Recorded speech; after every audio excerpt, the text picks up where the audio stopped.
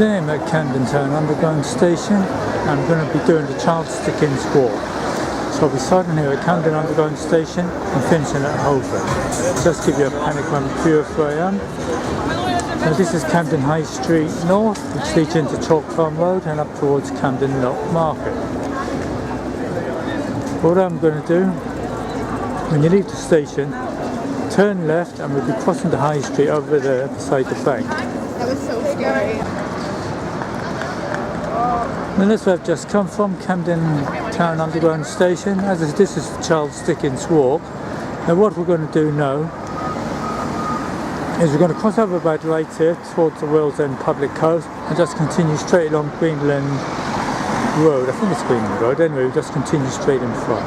We're heading towards 16 Bayham Street, or what used to be 16 Bayham Street, where Charles Dickens lived for a short time. That's where I've come from. In front is the Wales End. Used to be called the Mother Red Cap.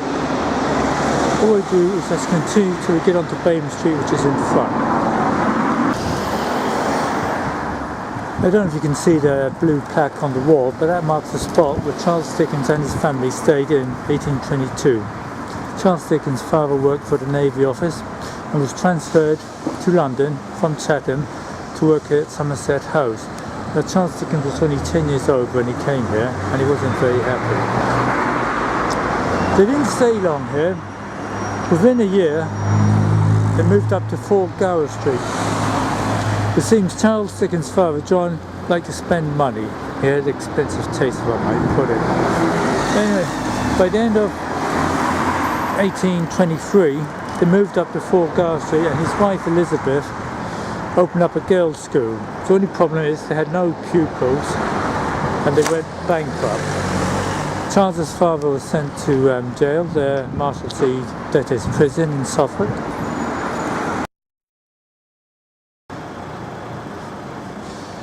The houses facing the blue plaque on Bayham Street are the originals, but they were very similar to the ones that Charles Dickens' family lived in, except they had only one story. The ones across the road have got 2 stories, but they're very similar in shape and size. So what I'm going to do, I'm just going to continue straight along up the Bayham Street.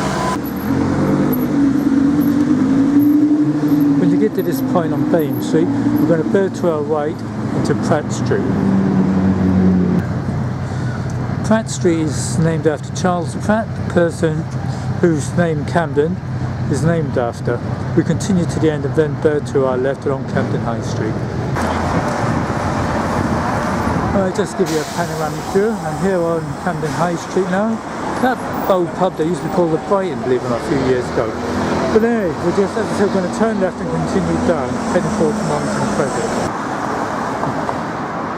Now going back 100 years or so, over there used to be the Bedford Music Hall, famous for Mary Lloyd, who used to appear there, but also for Dr. Cribbin and the murder. Anyway, as I said, we just continued down. Now we're at Mornington Crescent. Over there is Coco, used to be called the Music Machine. Straight ahead you've got Evershot Street, and to my right you've got Hampstead Road, which we'll be walking along. That over there is a statue of Coppin.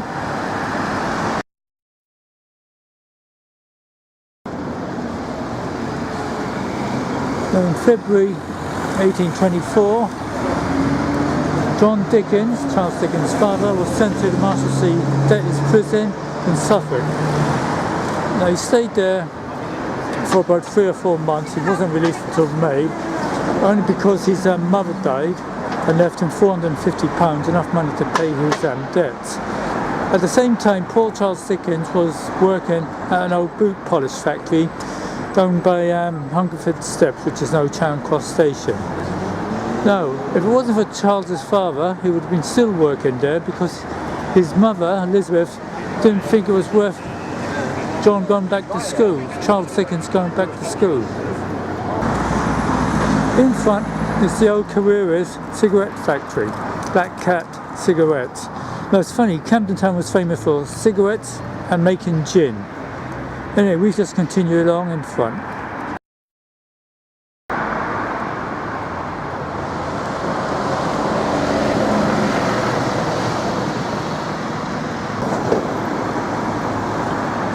Okay, well, here I am at Mornington Crescent Turning.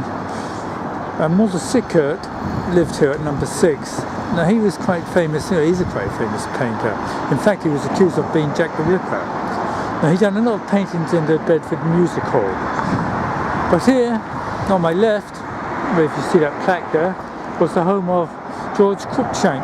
Now he was the illustrator for Charles Dickens, Oliver Twist, Boz, you name it.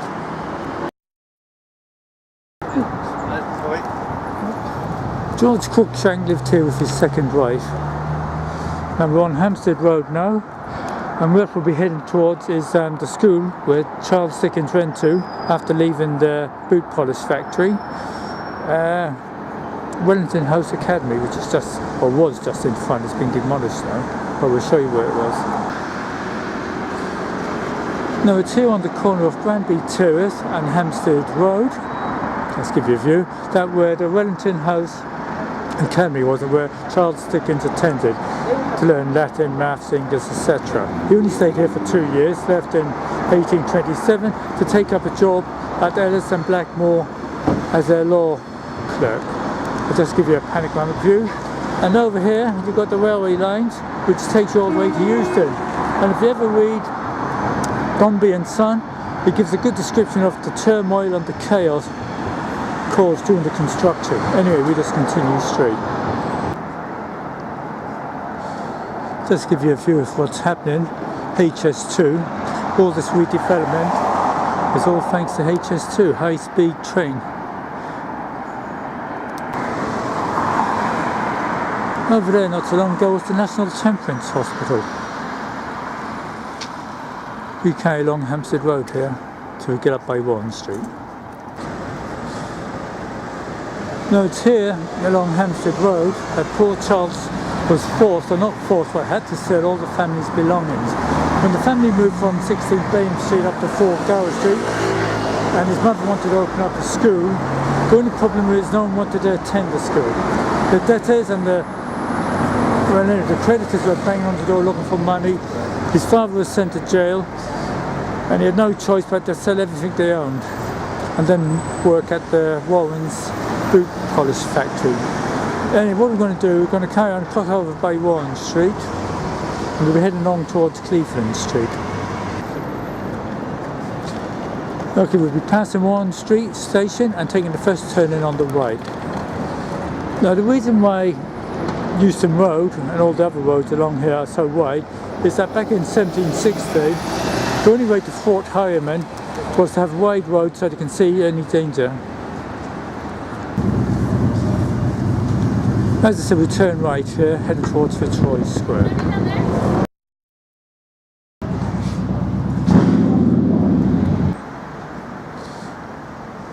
When you get to this point, we turn to our left.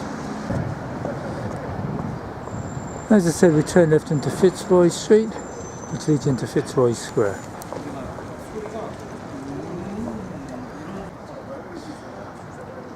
Well, that's where I've just come from. I'll just give you a little panoramic view. I'm in Fitzroy Square. And as I said, we just bear to our right, and we're heading towards Cleveland Street.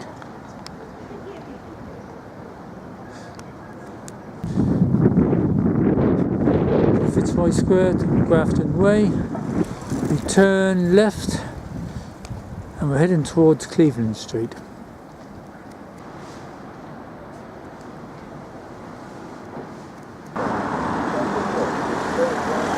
Cross over and continue straight into Cleveland Street.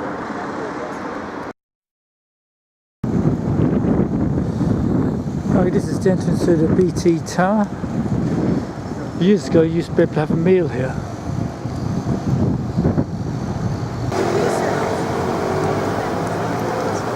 Over there is the Sainsbury's Quick Institute, and they're specialised in neuroscience. We just continue straight in front till we get to Charles Dickens' old home. In front is the Cleveland Workhouse. It is said that Charles Dickens got his inspiration for Oliver Twist, his workhouse, from here. We just carry on straight. Facing the Cleveland Workhouse. It's the King and Queen Public House. It's said that Bob Dylan made his first London appearance there. Just give you a view. That's where I've just come from, the old workhouse. And here, in front, is where the Dickens family stayed. Well, they stayed here in two periods. One in 1815, when Dickens was only a small boy, and again in 1830. Now it's from here that Dickens used this address when he applied for a reader's ticket at the British Library, which at the time was at the British Museum.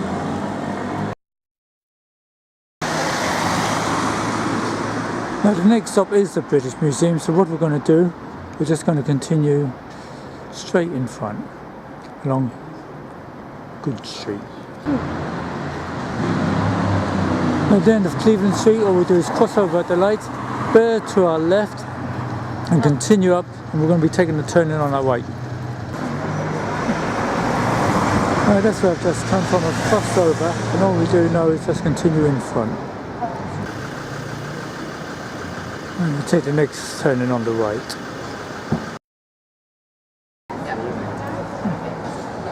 We just continue down Charlotte Place here. At the end of Charlotte Place, we're going to turn to our left. Okay, that's where I've just come from, Charlotte Place. And we just turn to our left, as I said, into Rapon Street, and we just continue in front. Okay, all we do is cross over, bear to our left, and then right again. That's where I've just come from. Just give you a panoramic view of where I am. Actually, we're going to turn right here into Colville Place and just continue to the other end.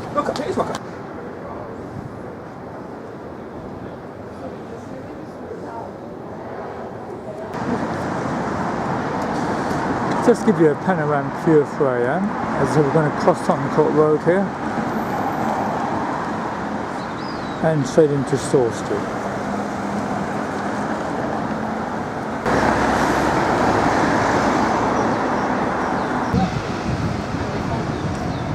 That's where I come from.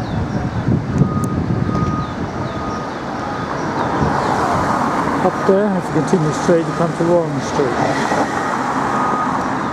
That's it, we just continue along Store Street.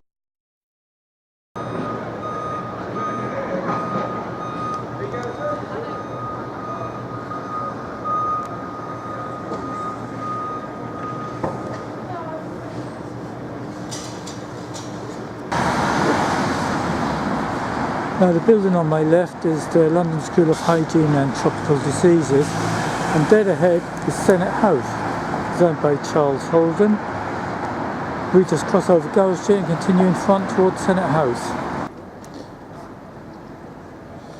Just give you a panoramic view of where I am. This is Keppel Street. And what's important about Keppel Street, because it was here in the spring of 1851 that Charles Dickens' father died an unpleasant death. He was so shocked by his death, but it wasn't a very pleasant death. Anyway, bottom line is, Charles cleared all his debts, bought his mother a house in Ampthill Square, which he later used for his mistress, Ellen Turnham.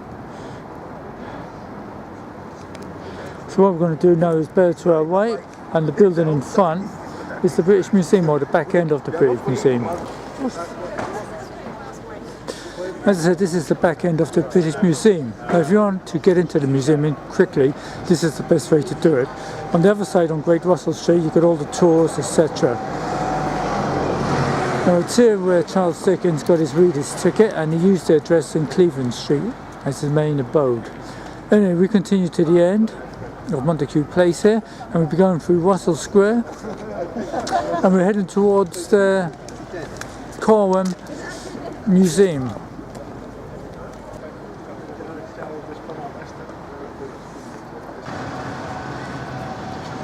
Okay, just cross over, bear to your right slightly, and then enter Russell Square, and we're going to cross it diagonally. Go through the gate and continue straight through to the other side.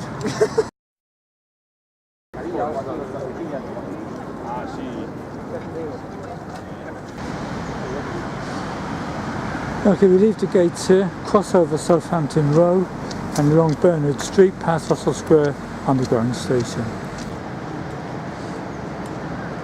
And that's where I've just come from. Just give you a panoramic view.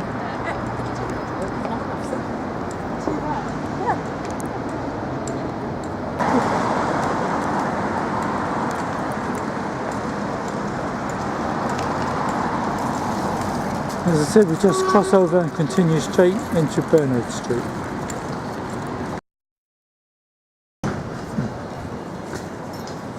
In front you've got Russell Square Underground Station. We just continue in front towards the Brunswick Centre.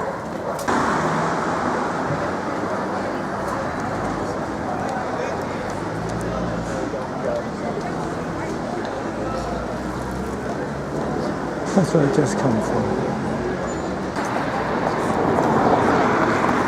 Okay, we'll go up the steps through the Brunswick Centre and we'll be bearing to our right. And then coming out by Brunswick Square, heading towards the CAREY Museum where the old Foundling Hospital used to be, and then I'll tell you the connection with Charles Dickens. Okay, just give you a little view of the Brunswick, and as I said, we're going to bear to our right here and out by Brunswick Square.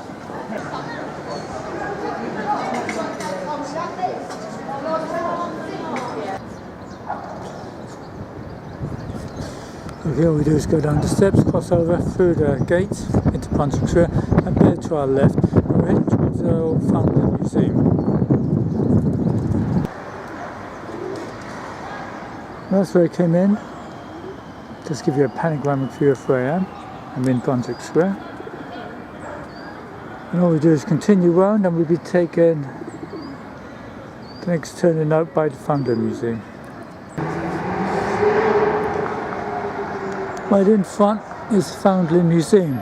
Now it's not the original buildings of the Foundling Hospital. Now Charles Dickens was a great patron of the hospital. He took in orphans. He was very friendly with John Brownslow, who himself was a foundling and rose to the ranks of head secretary of the hospital. Now Charles Dickens had a pew at the chapel, in the original chapel, when he moved here in about 1837 in Doughty Street. Now Brownslow, as you recall, was in his novel Oliver Twist. I'm not saying it was based on him. But anyway, what we're going to do is just continue straight ahead in beside the fencing.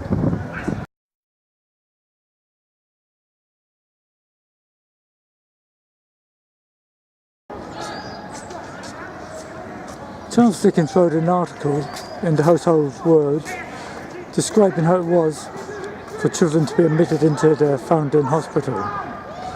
In the early days, they just used to leave the babies outside the hospital, but as time passed, so you had to go through a committee room and ask questions how the baby was born or conceived or what have you. Anyway, what we're going to do is just continue straight in front. At the end of the path you come to Mexborough Square. Just continue in front and bear to your right. We're heading towards Doughty Street and the Charles Dickens Museum.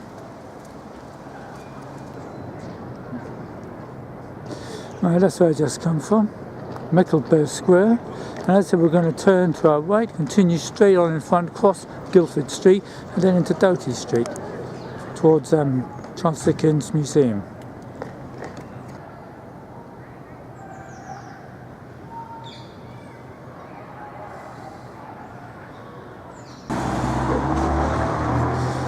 Okay, all we do now is just cross Guildford Street here and continue straight in front into Doughty Street.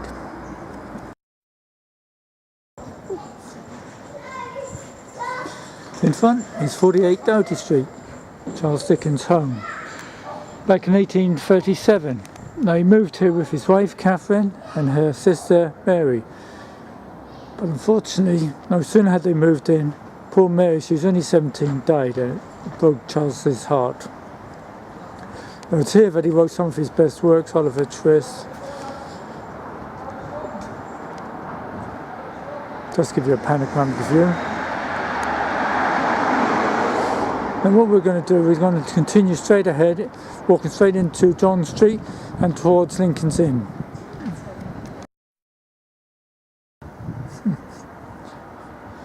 And you can imagine Charles coming out of that house, up and down, towards the Foundling Hospital, every Sunday saying his prayers.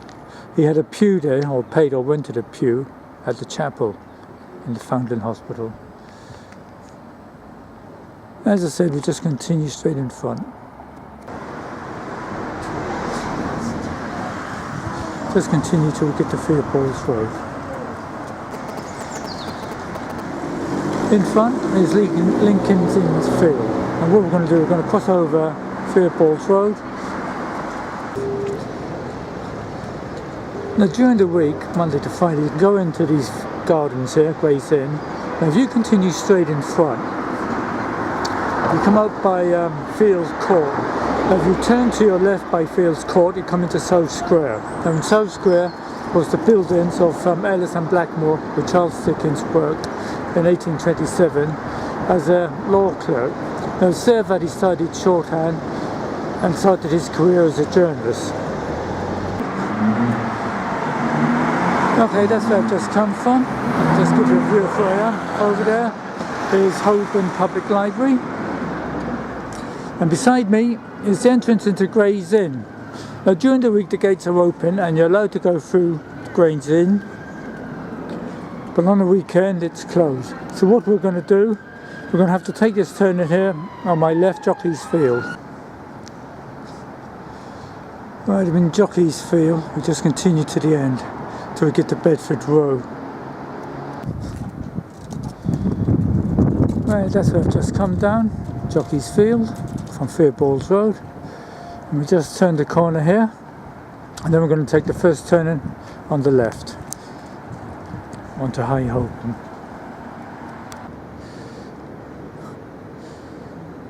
In front is a preserved water fountain or water conduit where people used to gather their water from. Wasn't that long ago. As I said, we're going to turn here into Brownlow Street. Now the name Brownlow, if you remember, is from the Foundling Hospital, John Brownlow, who was a Foundling himself and a good friend of John Dickens. At the bottom of Brownlow Street we come into High Holborn, where we're going to cross over and down Chancery Lane, heading towards Lincoln's Inn Fields. As I said, we turn left and then we're going to cross over by the lights in front and down by Chancery Lane. Well, if you continue slightly on, you come to Staples Inn, the site of Fernville Hall, where Charles Dickens, when he first got married, stayed with his wife Catherine. And you've got Hatton Garden. You've got all the areas in all his novels. This was Charles Dickens' backyard. Just give you a view of where I am. And there the lights are just crossed over. As I said, we'll just continue down Chancery Lane. We're heading towards Lincoln's Inn Field. Right, like Gray's Inn, Lincoln's Inn is closed during the weekend. During the week you're allowed to go in and wander and look at all the different buildings, etc. The chapel, the hall, you name it. Anyway, we just continue down. Now if you're a barrister, trainee barrister, this is the place where you get fitted up for your wig, your gown.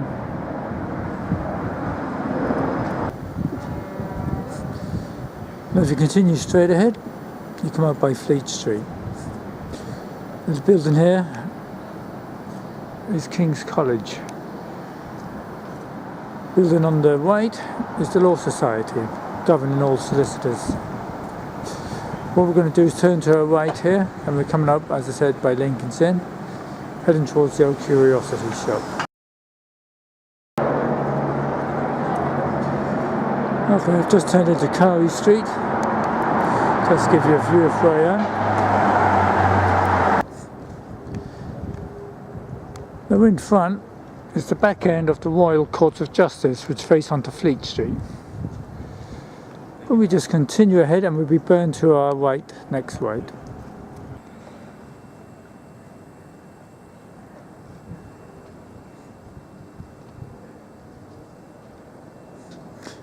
As I said, we'll be turning right. And that's the back end, as I said, of the Royal Court of Justice. That's where I've just come from. As I said, we're going to turn here into Searle Street, which takes us all the way up to Lincoln's Inn Field.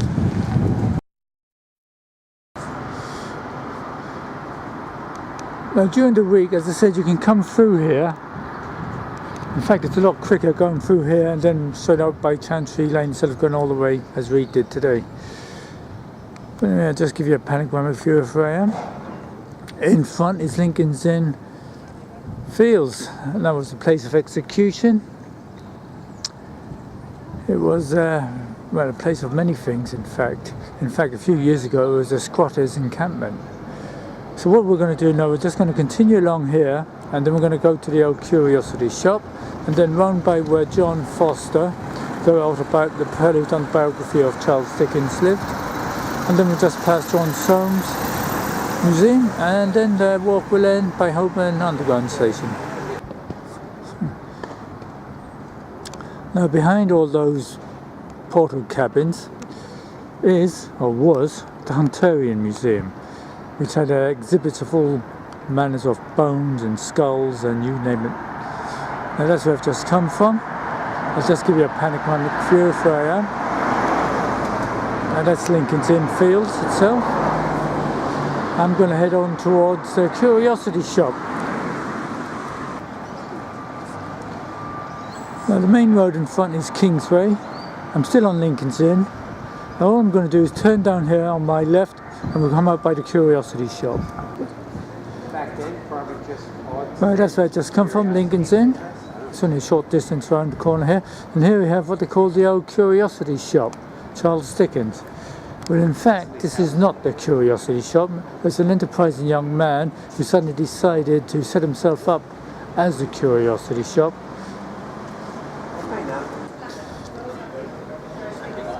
Okay, that's where the curiosity shop was. Just give you a panoramic view of where I am. Lincoln's Inn Fields over there. And all we do now is just continue up. We're going to pass John Foster's home, the fellow who's done the biography of Charles Dickens, a good friend of Charles Dickens. Right, this was the home of John Foster.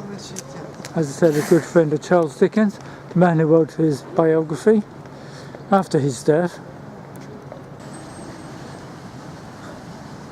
Okay, I'm inside the square, Lincoln's Inn. Now I'm in the centre of the gardens here, and this is where they used to execute people. In fact, William Russell was executed here in 1683, accused of plotting against Charles II in 1683. Now what we're going to do, we're going to turn to our left and come up by John Soames Museum.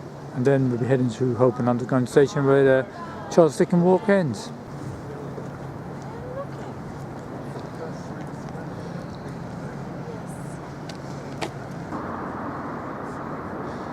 I've just left Lincoln's Inn, and in front is the John Soames Museum. Now he's a famous architect, designed the Bank of England, etc. Quite a few other buildings. Now the museum's free to get in, and if you do get in, there's a magnificent, series of paintings by William Hogarth, Rake's Progress.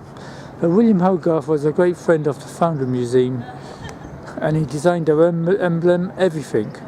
Now what I'm going to do, I'm going to continue in front, I'm going to bear to our right, and we're heading towards Holborn Station where the walk ends.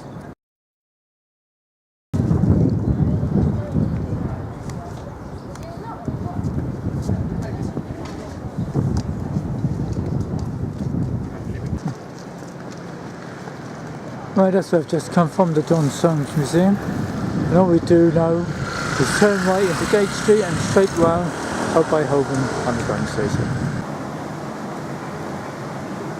Just follow the path round to your left. Let's just do something similar to hello. Something similar to I did. Okay, I'm on the Kingsway now.